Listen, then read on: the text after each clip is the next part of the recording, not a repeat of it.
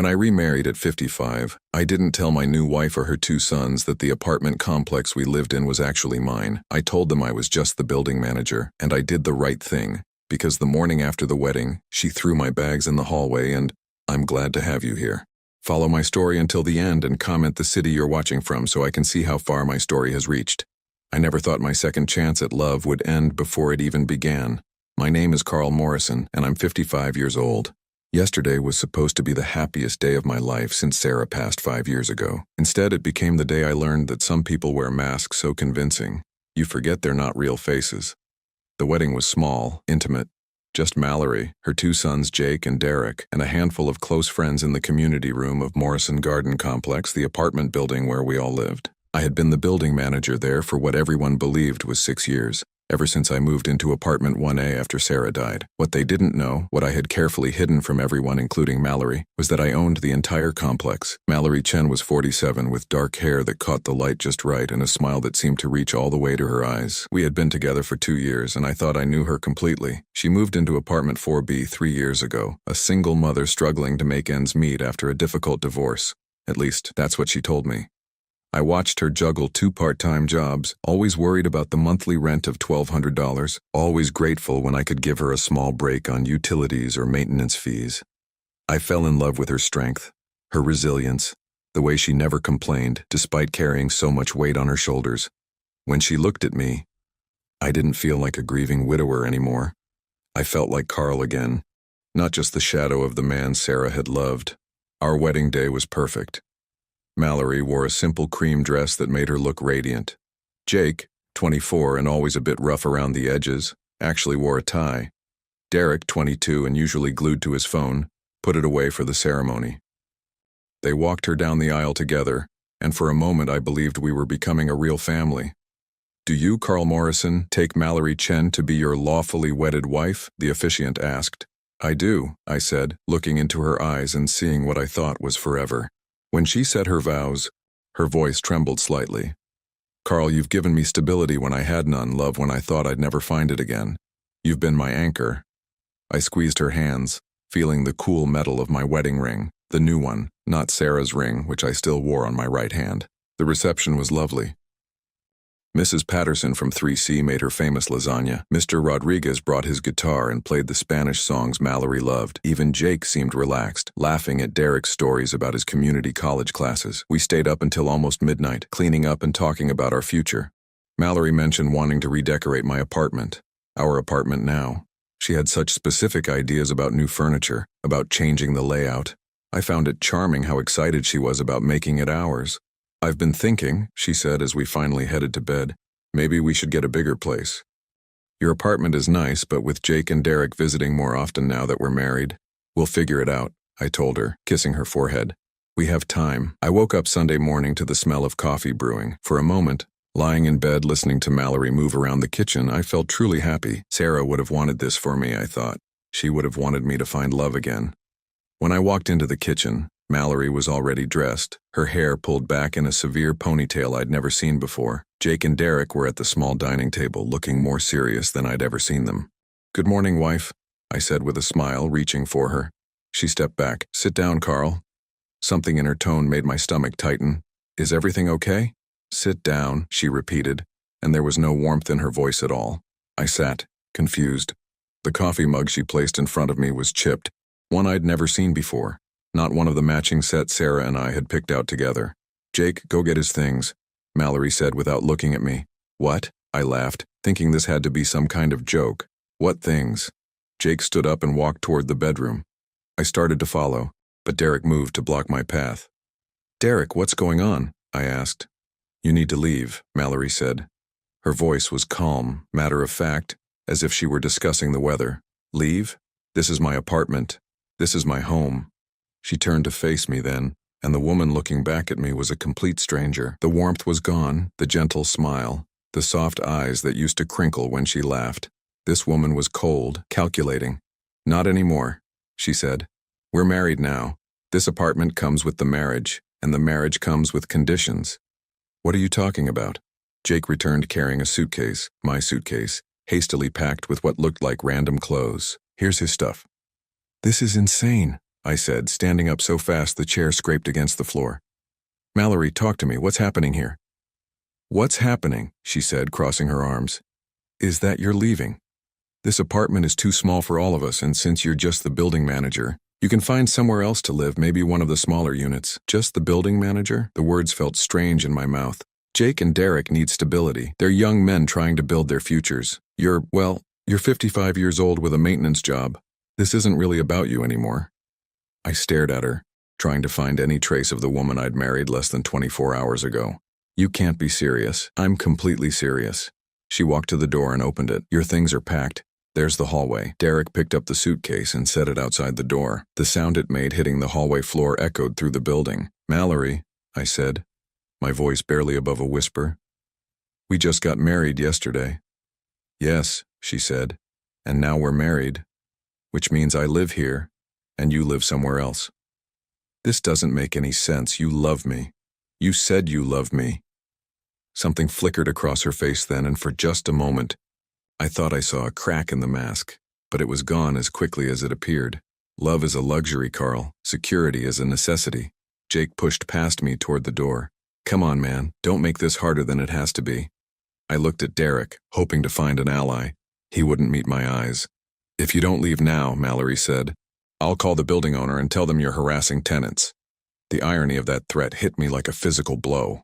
Call the building owner, if she only knew.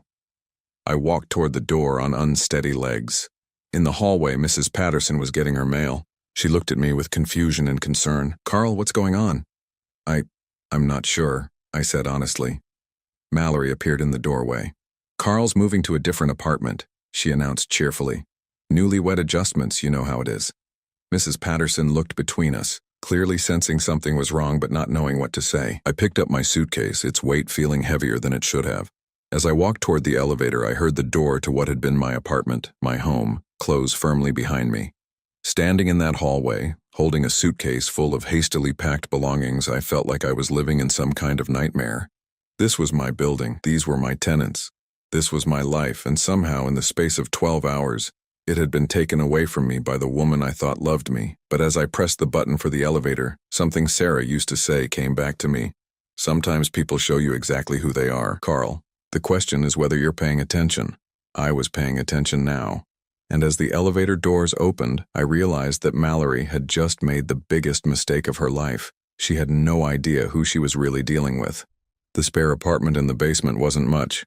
Just a small studio I kept for emergencies. But it gave me a place to think. From my window, I could see directly into the building's courtyard where Sarah's rose bushes still bloomed. She had planted them our first spring here, white roses that reminded her of her grandmother's garden in Ohio. I sat on the narrow bed, still wearing yesterday's wedding clothes, trying to make sense of what had happened. The woman who had thrown me out of my own apartment wasn't the same woman who had cried during our first dance 2 nights ago. That Mallory had been gentle, grateful, vulnerable. This Mallory was someone else entirely. My phone buzzed with a text message. It was from Mallory. Don't try to come back up here. We need space to adjust to married life. I stared at the message, noting how she said we, meaning her and her sons. I wasn't part of the we anymore, apparently. I was just an inconvenience to be managed. But something about this whole situation felt wrong beyond just the shock of it. Mallory's transformation had been too complete. Too immediate. People don't change that dramatically overnight, not unless they were never who they claimed to be in the first place. I pulled out my laptop and did something I probably should have done 2 years ago. I started researching. Mallory Chen, age 47, divorced. The basics I already knew were accurate. But as I dug deeper, a different picture began to emerge. Her ex-husband hadn't left her financially desperate as she'd claimed. According to the divorce records I found, she'd received a settlement of nearly $200,000 plus monthly alimony of $3,000. $3,000 a month. That was more than double what she told me she made from her 2 part-time jobs combined. Yet she'd consistently struggled to pay her $1,200 rent, often asking for extensions, sometimes paying in cash with apologetic explanations about banking delays. I kept digging. Her previous address before moving to my building wasn't a small apartment in a rough neighborhood, as she'd told me. It was a 3-bedroom house in Westchester County. Property records showed she'd sold it for $420,000 just 6 months before moving into apartment 4B. My hands were shaking as I scrolled through more information. This was a woman who had received nearly $620,000 in cash from her divorce and house sale. She wasn't broke. She hadn't been struggling. She had been lying to me for 2 years, but why? A knock on my door interrupted my thoughts. I opened it to find Derek standing in the hallway, looking uncomfortable. "Hey, Carl," he said, not quite meeting my eyes. "Derek." I stepped back to let him in, curious about what he wanted. He looked around the small basement apartment, taking in the bare walls and single bed. "This is pretty rough, man." "It's temporary," I said, though I wasn't sure yet what permanent was going to look like. "Look," Derek said, sitting on the edge of the bed. "I wanted to talk to you about yesterday, about what happened upstairs." I waited. "The thing is," he continued, "Mom's been planning this for a while." The words hit me like ice water. "Planning what exactly?" Derek shifted uncomfortably. "The whole marriage thing. She's been, I don't know how to say this without sounding awful, but she's been planning to get you out of that apartment." "Why?" "Because she wants to bring her boyfriend to live there." I blinked. "Her what?" "She's been seeing this guy Marcus for about 8 months. He lives in California right now, but he's moving here. She needed a bigger place for all of us. Her, me, Jake, and Marcus." My mouth felt dry. 8 months? "Yeah. She met him online. He's got money. Owns some kind of tech business. She's been planning to divorce you right after the wedding and keep the apartment." The room started spinning slightly. "Divorce me and keep my apartment?" "Well, yeah. I mean, if you're married and living there together, she'd have rights to it in a divorce, wouldn't she? That's what she figured anyway." I sat down heavily in the room's single chair. Mallory had married me planning to divorce me immediately. She'd never loved me. She'd never even seen me as a person, just as an obstacle to getting what she wanted. "Derek," I said slowly, "why are you telling me this?" He rubbed the back of his neck. "Because I like you, Carl. You've been good to us, and because what she's doing, it's not right. She made me and Jake promise not to say anything, but I couldn't just watch her do this to you." "What about Jake?" "Jake knows about Marcus too, but he's all in on Mom's plan. He thinks it's smart, getting you out and getting a bigger place." Derek paused. "He doesn't really think about how it affects other people." I nodded, absorbing this information. "So the whole relationship, the whole thing where she seemed to care about me." "She's good at that," Derek said quietly. "She did the same thing with my dad before she left him. And there was another guy after Dad. Before she met you.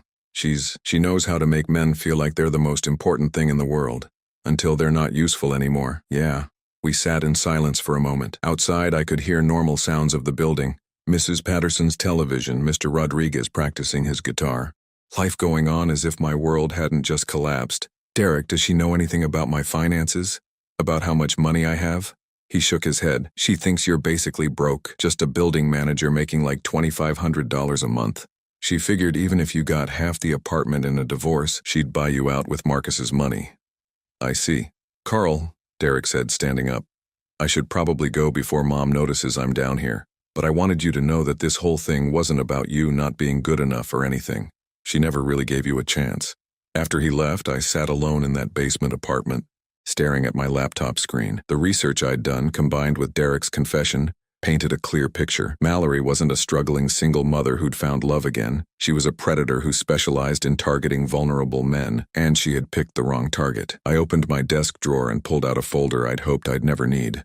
Inside were all the legal documents related to my ownership of Morrison Garden Complex, documents that proved I wasn't just the building manager, but the man who owned every brick, every apartment, every square foot of the property where Mallory now thought she was queen. For 2 years, I had watched her struggle with rent, had felt sorry for her financial hardships, had even waived late fees because I believed she was doing her best. The truth was, she'd been playing a role, setting up a con, grooming me for this moment. She thought she'd married a poor building manager she could control and manipulate. Instead, she'd married a man worth nearly $3 million who owned the ground she stood on. Tomorrow, I decided, would be very different from today. I picked up my phone and scrolled to a contact I hadn't called in months. David Brennan, my lawyer. David had handled Sarah's estate, had set up all the legal protections around my assets, and had warned me about exactly this type of situation when I'd told him I was getting remarried. "Carl," David answered on the second ring. "How was the wedding?" "Interesting," I said. "David, I think it's time we had that conversation about protecting my interests." "What's happened?" "My wife of 24 hours just threw me out of my own apartment. She thinks I'm poor. And she's planning to divorce me and take half of what she thinks I own. There was a pause. She doesn't know about the building? She has no idea. Well, David said, and I could hear him settling into his chair. This should be educational for her. Can you be in my office tomorrow morning? As I hung up, I felt something I hadn't felt since Sarah died, a sense of control returning. Mallory thought she was playing chess while I was playing checkers. She was about to learn that she wasn't even playing the same game. Monday morning came with the kind of clarity that only follows a sleepless night of planning. I had spent hours with David Brennan going over every legal detail, every protection I had in place, every move Mallory might try to make. Now it was time to turn the tables. I stood outside apartment 4B, my apartment 4B, at exactly 9 o'clock in the morning. I could hear voices inside, laughter even. They were celebrating their victory, completely unaware that their world was about to shift beneath their feet. I knocked firmly on the door. "Just a minute," Mallory's voice called out, bright and cheerful in a way that made my skin crawl. When she opened the door, she was wearing one of my old Columbia University sweatshirts, one that Sarah had bought me for my birthday years ago. Seeing it on her felt like a violation. "Carl," she said, not bothering to hide her annoyance, "I thought we discussed this. You can't just show up here anymore." "Actually, Mallory, I can." I held up a thick manila envelope. "We need to talk." "I don't think so." "Jake, Derek, come here." Both young men appeared behind her, Jake with his chest puffed out like he was ready for a confrontation, Derek looking uncomfortable but standing with his mother nonetheless. "Guys," I said calmly, "you might want to sit down for this." "We're not sitting down for anything," Jake said. "You need to leave." I opened the envelope and pulled out the first document. "This is the deed to Morrison Garden Complex, the entire building. Take a look at the name on the ownership line." I held it up so they could see. The color drained from Mallory's face as her eyes focused on the words. "Carl Morrison, sole proprietor." That's not possible," she whispered. "It's very possible. In fact, it's been true for the past 15 years. I built this place with the insurance money from my first wife's death and my savings from 20 years in construction management." Jake grabbed the paper from my hand, his eyes scanning frantically. "This has to be fake." "Here's the property tax assessment," I said, handing him another document. "Here's the mortgage documentation showing final payment 3 years ago. Here's my business license for Morrison Property Management. Would you like to see my bank statements showing the rental income from all 12 units? Mallory sat down heavily on the couch, my couch, her hands shaking. "You said you were the building manager." "I said I managed the building. I never said I didn't own it." Derek was staring at the papers, his mouth slightly open. "Carl, you own this whole place? Every brick, every pipe, every square inch of ground it sits on." "But," Mallory said, her voice getting higher, "you live like you don't have any money. You drive that old pickup truck. You wear work clothes. You said you made $2,500 a month. I said that was my salary as building manager, which it is. I pay myself a modest management fee for tax purposes. The rental income from 11 other units, however, brings in about $14,000 monthly. After expenses, maintenance, and property management costs, my net income from this building alone is roughly $9,000 per month." The silence in the room was deafening. Jake was the first to recover. "So what? You still married Mom. She still has rights." "Actually, Jake, she doesn't." I pulled out another document. "This is a prenuptial agreement your mother signed." "I never signed any prenup," Mallory said quickly. "You signed it right here," I said, pointing to a signature on the document. "Friday afternoon, at David Brennan's office. You thought you were signing apartment lease modification papers." Her face went white. You tricked me. I protected myself. David explained every document you signed, Mallory. You just weren't paying attention because you thought you were signing papers to get Derek a lease reduction and Jake permission to park his motorcycle in the courtyard." The truth was, David had been extremely thorough. He'd explained that the documents included marriage protection clauses, but Mallory had been so focused on what she thought were tenant benefits that she'd rushed through the signatures. "You can't do this," she said, standing up abruptly. "We're married. I live here now. You live here as my tenant, Mallory, and as of today your rent is going up to market rate, $3,000 per month." "3,000? Derek gasped. "That's the going rate for a 2-bedroom apartment in this neighborhood. I've been giving you a significant discount for the past 3 years." Jake stepped toward me, his hands clenched into fists. "You son of a—" "Careful, Jake," I said calmly. "You're in my building talking to your landlord, and based on what Derek told me yesterday about your mother's boyfriend Marcus, you've been planning this little scheme for quite some time." Mallory's eyes snapped to Derek. "What did you tell him?" Derek looked miserable. "Mom, I couldn't just watch you do this to him." "You told him about Marcus?" Her voice was deadly quiet. "Among other things," I said. "I also know about your divorce settlement, Mallory. The $200,000 you received, the $3,000 per month in alimony, the $420,000 you got from selling your house in Westchester." She sat back down, harder this time. "You've been lying to me for 2 years about being financially struggling. You've had over $600,000 this entire time. You weren't a struggling single mother. You were a woman running a long con." "I never," she started, but I held up my hand. "I have your financial records, Mallory. I know about the rental property you own in Albany that brings in $1,800 monthly. I know about the investment account with Merrill Lynch that has a current balance of roughly $460,000. I know you're not poor, and I know you never were." Jake slammed his fist on the coffee table. "So what's your point, old man?" "My point is that your mother married me under false pretenses, planning to divorce me and steal my assets. What she didn't count on was that I'm not the naive widower she thought I was." I pulled out my phone and opened the security camera app. "I also know that Marcus flew in from San Francisco yesterday and spent the night in apartment 2C, Mrs. Chen's place, because your mother arranged for him to stay there while she figured out how to get rid of me permanently." Mallory's face crumpled. "How do you know that?" "Because I own the building. Mallory, I have security cameras in every hallway, every entrance, every common area. I've watched Marcus come and go 3 times in the past 6 months during what you told me were weekend visits to your sister in Connecticut." I scrolled through the camera footage on my phone, showing her clear images of a tall man with dark hair entering and leaving the building, sometimes with overnight bags, always when I was supposedly away on building maintenance trips. "You've been planning this for months, the marriage, the immediate divorce, taking half of what you thought I owned. You figured I was a simple building manager with maybe 40 or 50,000 in savings, and even half of that would be worth it for a few months of pretending to love me." Derek was staring at his mother with an expression I'd never seen before, disgust mixed with disappointment. "The problem with your plan," I continued, "is that you're not divorcing a poor building manager. You're divorcing a millionaire who owns property, investments, and enough liquid assets to make your little inheritance look like pocket change." "How much?" she whispered. "Including this building, my investment portfolio, savings, and other real estate holdings, just over $2,800,000.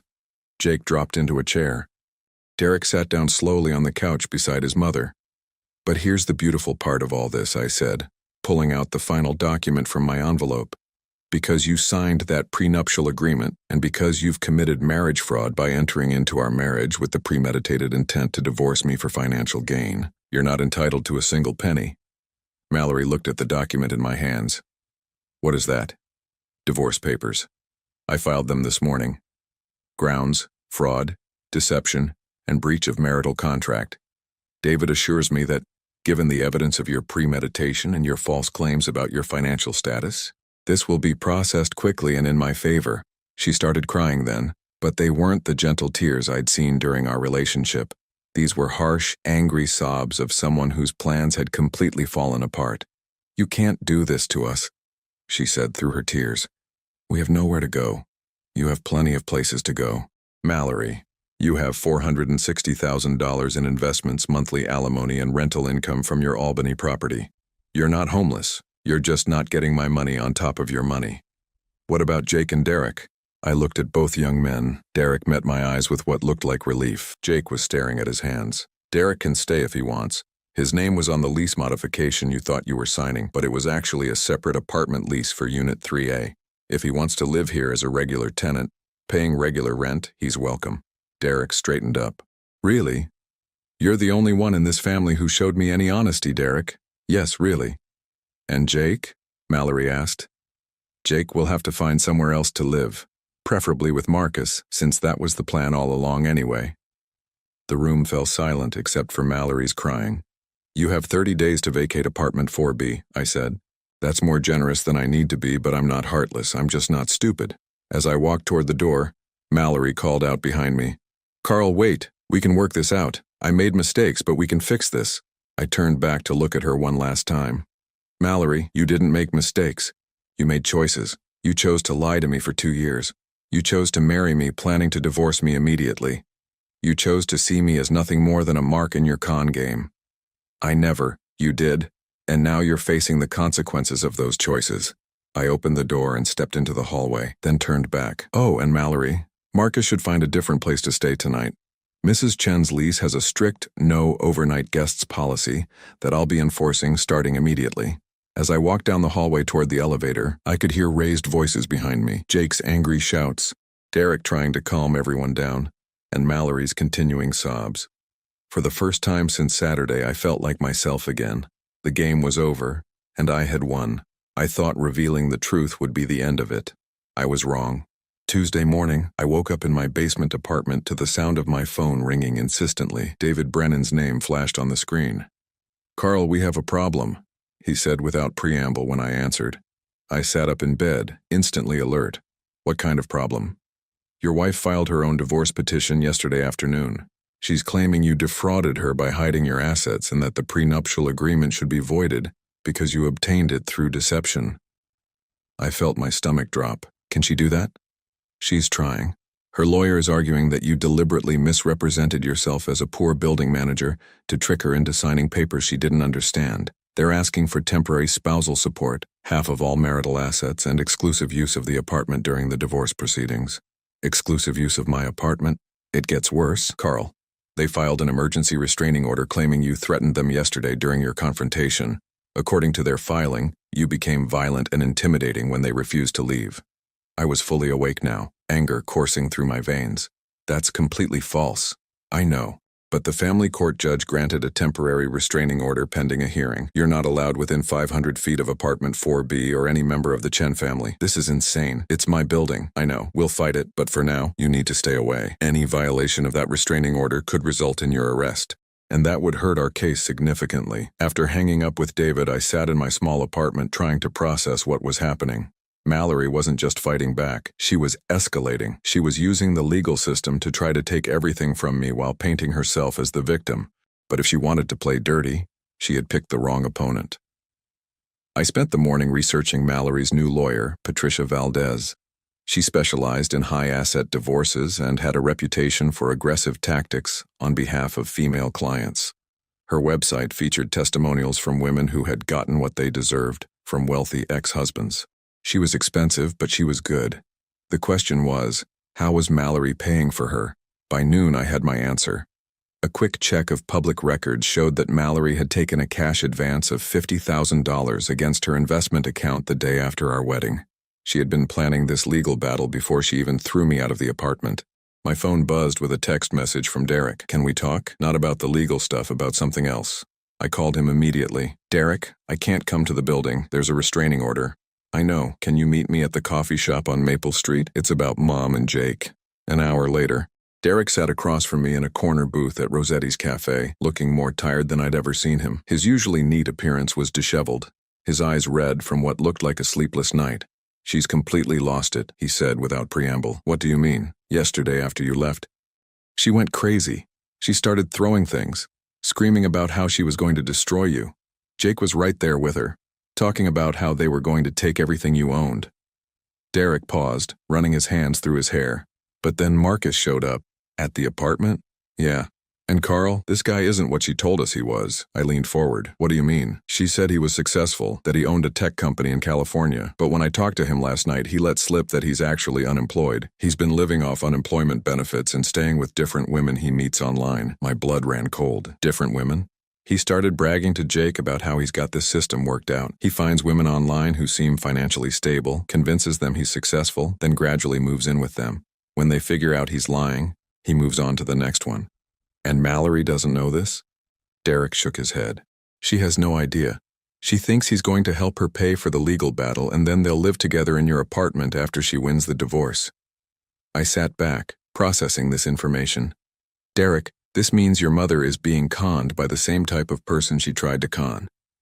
"That's not even the worst part," Derek said. He pulled out his phone and showed me a photo. It was Marcus, but he looked different, thinner, scruffier, clearly older than the polished photos Mallory had shown me. I reverse searched his photo. His real name isn't Marcus Chen, it's Martin Kowalski, and he's got a criminal record. For what? Fraud, identity theft. He's been arrested 3 times in California for running romance scams on older women. There's a warrant out for him in Nevada for skipping bail on a theft charge. I stared at the information on Derek's phone screen. This was bigger than just a messy divorce. Mallory had unknowingly brought a career criminal into my building. "Derek, why are you telling me this?" "Because I'm scared," he said simply. Mom is so focused on trying to destroy you that she's not seeing what's right in front of her. This guy is dangerous. And Jake." He paused. "Jake thinks Martin is cool. He's talking about doing some kind of business with him. What kind of business? I don't know. But they've been whispering about it. Something about easy money and how stupid rich people are." A chill ran down my spine. I thought about all the elderly residents in my building, Mrs. Patterson with her Social Security checks, Mr. Rodriguez with his veteran's pension. These were vulnerable people, and I had unknowingly allowed a predator into their home. "Derek, I need you to do something for me. Can you record any conversations between Jake and Martin?" "I can try, but Carl, there's something else you need to know." "What?" "Mom cleaned out her investment account yesterday. All $460,000. She moved it to some offshore account that Martin set up for her. He told her it was to hide the money from you during the divorce." I felt like I'd been punched in the stomach. She moved her entire savings to an account controlled by a man with a criminal record? He told her it was temporary, just until after the legal stuff was settled. But Carl, I looked at the paperwork he had her sign. I don't think she's ever going to see that money again. I closed my eyes, trying to think clearly. The situation had spiraled far beyond a simple case of marriage fraud. Mallory had been victimized by exactly the type of con she had tried to run on me, and now she was too invested in fighting me to realize it. "Derek, you need to get out of that apartment." "What?" "Tonight. Pack your things and leave. Go stay with a friend, get a hotel room, whatever you need to do. This situation is about to get much worse. I can't just abandon her." "You're not abandoning her. You're protecting yourself." "Derek, think about what you just told me. Martin is a career criminal with fraud convictions. Your mother just gave him access to nearly $500,000. Jake is talking about getting involved in whatever scheme Martin is running. And all of this is happening in my building, where there are elderly tenants with fixed incomes and limited ability to protect themselves." Derek's face went pale as the implications sank in. "I have to call the police," I continued. "I have to report Martin's presence in the building and the fact that he's using a false identity. When I do that, everyone in that apartment is going to be investigated." "But Mom, your mother made her choices, Derek. She chose to lie to me. She chose to try to steal my assets. And now she's chosen to trust a criminal with her life savings. I can't protect her from the consequences of those choices." Derek was quiet for a long moment. Finally, he nodded. "You're right. I'll pack tonight." "Good. And Derek, when you leave, don't tell anyone where you're going. Not your mother, not Jake, and definitely not Martin." As we parted ways outside the coffee shop, Derek grabbed my arm. "Carl, I'm sorry for all of this. You didn't deserve what she did to you. No one deserves to be conned." "Derek. Not me, not your mother, not the other victims Martin has left behind. The difference is I can protect myself. Your mother chose not to." That evening, I sat in my basement apartment with my laptop, compiling everything I knew about Martin Kowalski. Criminal records, arrest warrants, photos, aliases. I had enough information to put him back in prison, and I intended to use it. But first, I needed to make sure my tenants were safe. I started with Mrs. Patterson, calling her directly. "Mrs. Patterson, this is Carl. I need to ask you about any interactions you've had with Mallory's new boyfriend." "Oh, that handsome young man. He was asking about my late husband's coin collection yesterday. So interested in the history behind it." My heart sank. Martin was already working on his next victims. "Mrs. Patterson, I need you to listen to me very carefully." As I made call after call to my tenants, warning them about Martin and advising them to secure any valuables, I realized that Mallory's attempt to destroy me had backfired in the worst possible way. She hadn't just failed to steal my assets, she had handed her own money to a predator and put innocent people in danger. The restraining order meant I couldn't confront Martin directly, but I didn't need to. I had something better than a confrontation. I had evidence, I had the law on my side, and I had a responsibility to protect my tenants that trumped any legal maneuvering Mallory's lawyer could attempt. Tomorrow, Martin Kowalski was going to discover that some buildings are harder to break into than others. The call came at 6 in the morning on Wednesday. Mallory's name on my phone screen made my stomach clench, but I answered anyway. "Carl."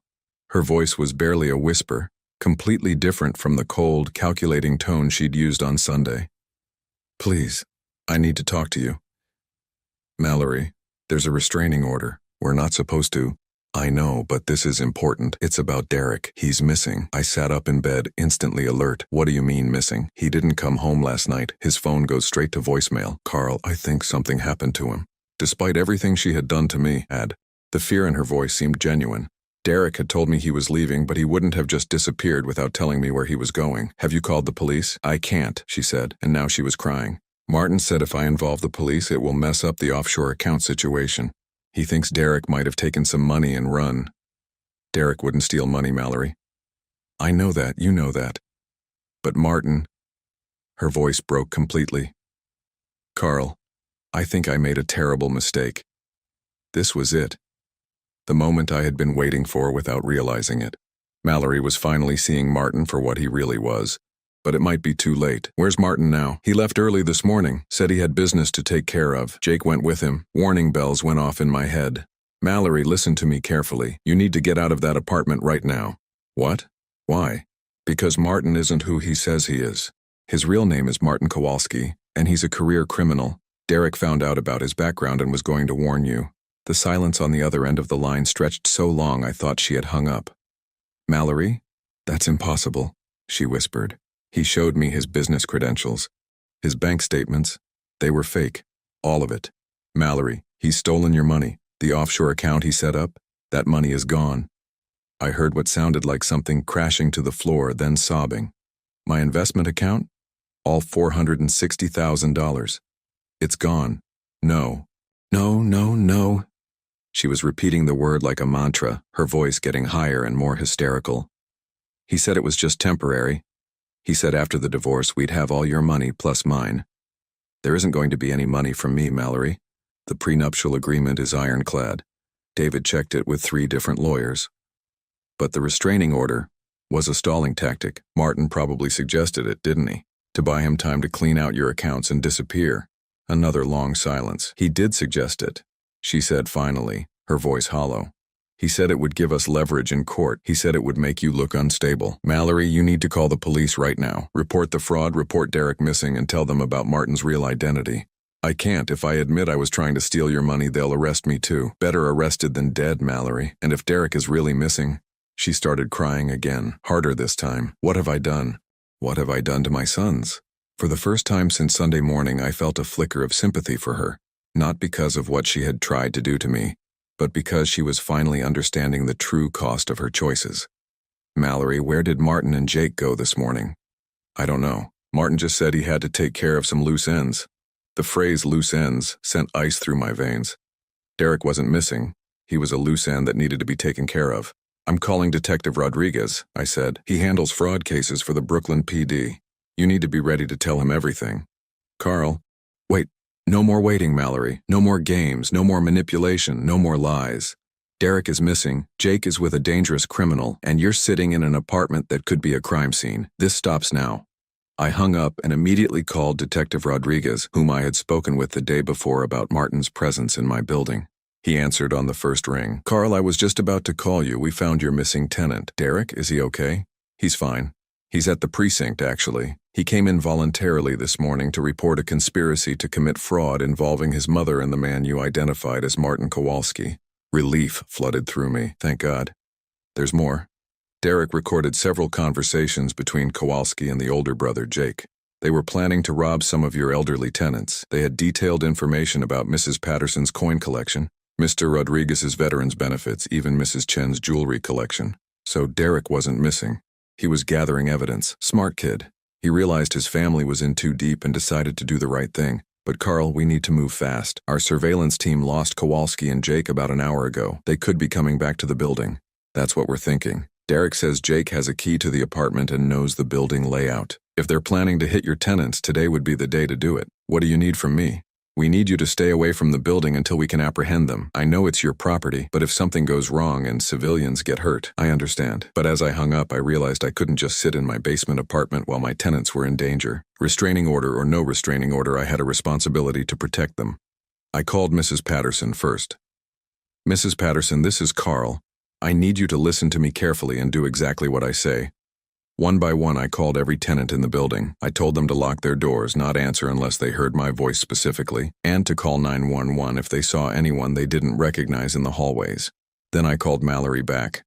The police know about Martin, I said when she answered. Derek is safe. He's been working with them to gather evidence. He's okay? He's fine, but Jake is still with Martin and they're planning to rob our neighbors. Jake would never. Jake is 19 years old. Mallory. Martin is a career criminal who knows exactly how to manipulate young men into thinking crime is exciting and consequence-free. Your son is in serious danger. I could hear her breathing heavily on the other end of the line. What can I do? When they come back, and they will come back, you need to call Detective Rodriguez immediately. Don't try to stop them. Don't try to talk Jake out of whatever they're planning. Just call the police. I can't turn in my own son. You're not turning him in. You're saving him from making the worst mistake of his life. There was a long pause. Carl, she said finally, I know you have no reason to believe me, but I never meant for any of this to happen. When I started this whole thing, I thought I was just protecting my future. I didn't think about how it would hurt you. You thought I was poor and stupid, so it wouldn't matter. Yes, she admitted quietly. And I was wrong about everything. About you, about Martin, about what was really important. Mallory, your opinion of me isn't what matters right now. What matters is keeping Jake from destroying his life and keeping our neighbors safe. I know. And Carl, thank you for protecting Derek, for warning me, for not just walking away and letting us all burn. I'm not doing this for you, Mallory. I'm doing it because it's the right thing to do. After I hung up, I sat in my small apartment staring at my phone and waiting. The security camera app on my tablet showed normal activity in the building. Mrs. Patterson checking her mail. Mr. Rodriguez walking his small dog in the courtyard. Then at 2:30 in the afternoon I saw them. Martin and Jake entered through the back service entrance, both carrying large duffel bags. On my screen, I watched them move through the building's service corridors, heading not toward apartment 4B, but toward the second floor where Mrs. Patterson lived. I called Detective Rodriguez immediately. They're in the building, I said. Second floor heading toward apartment 2A. We're 3 minutes out. Do not engage them, Carl. I'm not in the building. I'm watching through security cameras. Good. Keep watching and keep us updated on their location. On my screen, I saw Martin and Jake stop outside Mrs. Patterson's door. Martin pulled something from his bag. Tools for picking locks. Then I saw Mallory. She appeared at the end of the hallway, walking slowly toward them. In her hand was her phone. Detective Rodriguez, I said into my phone. Mallory is approaching them. She's going to try to stop this. Damn it. On my screen, I watched Mallory reach Martin and Jake just as Martin was working on Mrs. Patterson's lock. I couldn't hear what was being said, but their body language told the story. Mallory was pleading with Jake, reaching for him. Martin was angry, gesturing aggressively. Then Jake stepped away from his mother, shaking his head. He was choosing Martin over her. I watched Mallory's shoulders slump in defeat as she realized she had lost her son to the same type of predator she had tried to become. But then she did something that surprised me. Instead of walking away, she stepped between Martin and Mrs. Patterson's door. For the first time since I had known her, Mallory Chen was protecting someone other than herself. The police arrived 90 seconds later. 3 months later, I stood in my renovated apartment 4B, looking out at Sarah's rose garden in the courtyard below. The white roses were blooming again, fuller and more beautiful than they had been in years. Sometimes things need to be pruned back severely before they can grow properly again. The legal proceedings had moved swiftly once Martin Kowalski was arrested. His real identity unraveled quickly under police investigation, revealing a trail of fraud victims across 4 states. The offshore account he had set up for Mallory's money led investigators to a complex scheme involving at least 12 other victims, mostly widowed or divorced women between the ages of 40 and 60. Mallory had cooperated fully with law enforcement, providing evidence that helped convict not only Martin, but also a network of accomplices who specialized in romance fraud targeting middle-aged women. In exchange for her cooperation, the district attorney had agreed not to file charges against her for the marriage fraud she had attempted against me. Jake hadn't been so fortunate. His involvement in the planned robbery of my tenants, combined with his participation in Martin's other schemes, had earned him an 18-month sentence in county jail. He would be eligible for early release in 9 months if he completed the rehabilitation programs Derek had convinced him to sign up for. Derek knocked on my door at exactly 4 o'clock, as he had every Wednesday for the past 2 months. "How's the job search going?" I asked as I let him in. "I got the position at Morrison Construction," he said with a smile. "They want me to start Monday." I had recommended Derek for an entry-level project management position with my old company. After everything he had done to protect me and the other tenants, it was the least I could do. "That's great news. They're good people there. You'll learn a lot." Derek looked around the apartment, which I had completely renovated after Mallory moved out. New paint, new furniture, new everything. The only things I had kept were the photographs of Sarah and the wedding ring I still wore on my right hand. "It looks good in here," he said. "Really different." It needed to be different. Derek sat down in one of the new chairs, his expression serious. "Carl, I need to ask you something." "Go ahead." "Why did you help us? After everything Mom tried to do to you, after all the lies and the legal stuff, why didn't you just let us burn?" I had been expecting this question for months. Derek deserved an honest answer. "Because holding on to anger would have made me become someone I don't want to be. Your mother hurt me, yes, but she also got hurt worse than I ever did. She lost her savings, her son ended up in jail, and she had to face the fact that she had become exactly the kind of person she always claimed to hate. But you could have just walked away. I could have. But walking away would have meant letting Martin hurt Mrs. Patterson and the other tenants. It would have meant letting Jake destroy his life. And it would have meant letting your mother continue down a path that was only going to lead to more pain for everyone." Derek nodded slowly.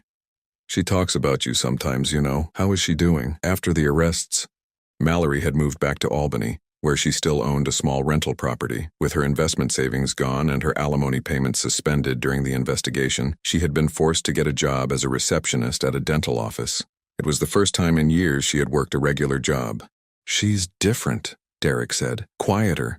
She doesn't talk about money all the time anymore. She's been going to some kind of therapy group for people who've been victims of financial fraud." "That's good. She asked me to give you this." Derek pulled an envelope from his jacket pocket. I recognized Mallory's handwriting on the front. My name, written in careful script. "You don't have to read it now," Derek said, "but she wanted you to have it." After Derek left, I sat with the letter for almost an hour before opening it. When I finally did, it was shorter than I had expected. "Carl, I know there's nothing I can say that will undo what I tried to do to you. I know that apologizing doesn't give you back the trust I broke or the peace I stole from you, but I want you to know that losing everything taught me something important. I spent so many years focused on what I thought I deserved, what I thought I needed to feel secure, that I forgot to pay attention to what I actually had. You were kind to me for 2 years. You were patient with my problems, generous with your time, and gentle with my fears. I had a good man who cared about me, and I threw it away because I wanted more than what we had together. Derek told me that you helped him get his job. Thank you for not punishing my son for my mistakes. I also want you to know that I've been in contact with some of Martin's other victims. We're working together to help law enforcement track down the money he stole. It won't bring back what we lost, but maybe it will prevent him from hurting other women. You deserved better than what I gave you. I hope you find someone who appreciates what a good man you are. Mallory." I folded the letter and set it aside. It was a good apology, honest and without excuses. It didn't change what had happened, but it told me that Mallory was finally becoming the person she could have been all along. That evening, I walked through the building doing my usual maintenance rounds. The hallways were quiet, the tenants safe, the building secure. Mrs. Patterson waved at me from her doorway where she was setting out fresh flowers. Mr. Rodriguez was teaching his grandson to play guitar in the courtyard. Mrs. Chen was tending to the herb garden she had started near Sarah's roses. This was my life now. Not the life I had planned when I married Mallory, but the life I had chosen after I learned who she really was. I was alone again, but I wasn't lonely. I had my work, my tenants who had become like family, and the quiet satisfaction of knowing I had protected the people who mattered to me. As I locked up the building for the night, I thought about the conversation Derek and I had earlier about holding on to anger. The truth was, I wasn't angry at Mallory anymore. I was grateful to her. She had shown me something important about myself. When everything fell apart, when I was tested in ways I had never imagined, I had chosen to be the kind of person Sarah would have been proud of. I had chosen protection over revenge, justice over destruction, and healing over hatred. That was worth more than any amount of money Mallory could have stolen from me. I climbed the stairs to my apartment, stopping as I always did at the window that overlooked the courtyard. Sarah's roses were in full bloom, white petals glowing in the moonlight like small stars against the dark earth. "I think you would have approved," I said quietly to the garden below. The next morning, I woke up to sunlight streaming through windows I had opened the night before. For the first time in months, I felt truly rested. I made coffee in the kitchen where Mallory had told me to leave, walked out onto the small balcony where she had planned to bring her boyfriend, and looked out at the city I had called home for 15 years. My phone rang. The caller ID showed a number I didn't recognize, but the area code was local. "Hello, Mr. Morrison? This is Janet Coleman from the Brooklyn Community Center. I hope I'm not calling too early." "Not at all. What can I do for you?" I'm calling about the apartment building support program you inquired about last month. We'd like to discuss having you speak to other property owners about protecting elderly tenants from financial fraud. I had almost forgotten about the inquiry I'd made. After everything with Martin, I had contacted several community organizations about creating educational programs for property owners and tenants. I'd be interested in that. Wonderful. Would you be available to meet next Tuesday? We have several other building owners who have expressed interest, and Detective Rodriguez said he might be able to join us to discuss warning signs to watch for. After we set up the meeting, I sat on my balcony finishing my coffee and thinking about the future. For months I had been focused on rebuilding my life after Mallory's betrayal. Now I was ready to think about building something new. Derek stopped by that afternoon with news that Jake had been accepted into the prison's vocational training program. He's learning electrical work, Derek said. He wants to have a real skill when he gets out.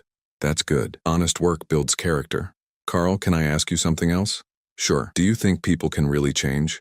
I mean, fundamentally change who they are? I thought about Mallory working as a dental receptionist, attending therapy groups, trying to help law enforcement catch the man who had conned her. I thought about Jake learning a trade in prison, finally understanding that easy money wasn't easy at all. I thought about myself, learning to trust my instincts about people instead of just hoping for the best. I think people can choose to change, I said finally. But it usually takes losing everything they thought they wanted before they figure out what they actually need. What do you need, Carl? I looked around my renovated apartment, thought about my tenants, my work, the community support program I was about to join. I need to know that the people I care about are safe. I need to do work that matters. And I need to honor the memory of people who loved me by being the kind of person who deserves that love. Derek smiled. I think you're doing pretty well at all of that. That evening, I walked down to the courtyard and sat on the bench beside Sarah's roses. The building around me was quiet and secure, filled with people I had chosen to protect and who had chosen to trust me. I was 55 years old, divorced, and living alone. By most measures, my attempt at finding love again had been a complete disaster. But I had learned something valuable from the disaster. I had learned the difference between being alone and being lonely, between being generous and being gullible, between second chances and second mistakes. Most importantly, I had learned that sometimes the best way to honor the love you've lost is to protect the love that still exists in the world around you. As the sun set over Brooklyn, painting the sky in shades of pink and gold, I made a decision. Tomorrow, I would start looking at apartments and buildings owned by other people. It was time to stop being just a landlord and start being a neighbor. But tonight I would sit in my garden, surrounded by roses my wife had planted and protected by walls I had built, grateful for the hard-won wisdom that comes from surviving betrayal and choosing healing. The test of true face was over, and for the first time in months I was looking forward to whatever came next.